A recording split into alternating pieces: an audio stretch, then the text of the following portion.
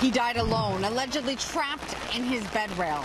I'm Christina Howard, and that's how Danny McNeil's son describes his father's passing here at Maple Manor Long-Term Care Home in Tillsonburg. It's a brutal, painful death, and one that's happened to several other seniors in homes across the country, and one that Danny's son aims to end. I wish they would have had them down that night. My dad would still be here today. So I just want the public to know we got a problem with these bed rails and we got to change it.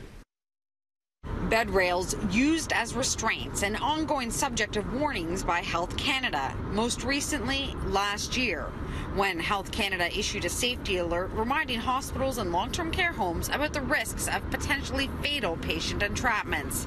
In the past 2 years, there have been 25 reported incidents of patient entrapment. 7 were fatal. That's how Kevin believes his father died. I received a call. My dad had passed. Unusual circumstance. Had his head trapped in the bed rail, and the doctor, coroner, said he had bruising on the chin, neck, probably died of suffocation, strangulation. At the time was getting... According to Kevin, an alarm should have sounded when his father fell from the bed. And every time I was there, it worked fine. I'd get him dressed to go out, or he'd sit up, the thing would go off, pretty sensitive. And just that day it went off, and nobody got to him in a quick time. I mean, I don't know exactly the time. They're trying to figure that out. It's a major factor. In a statement, Maple Manor's administrator would only say, "We are deeply saddened by this incident. As this matter is presently under investigation, we cannot comment on the specifics."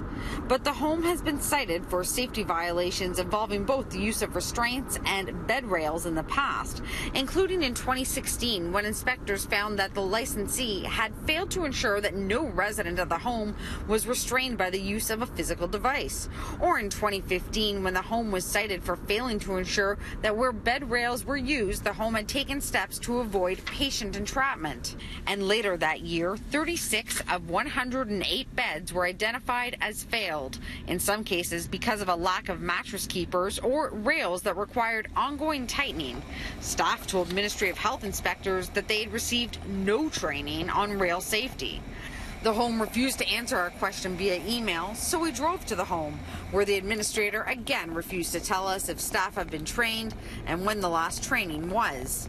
The Ministry of Health confirms that they are aware of the incident, but wouldn't provide any comment on the situation, citing patient confidentiality. Be careful. Make sure your family members have their rails down at night when in bed, and let them fall to the floor. It's much safer.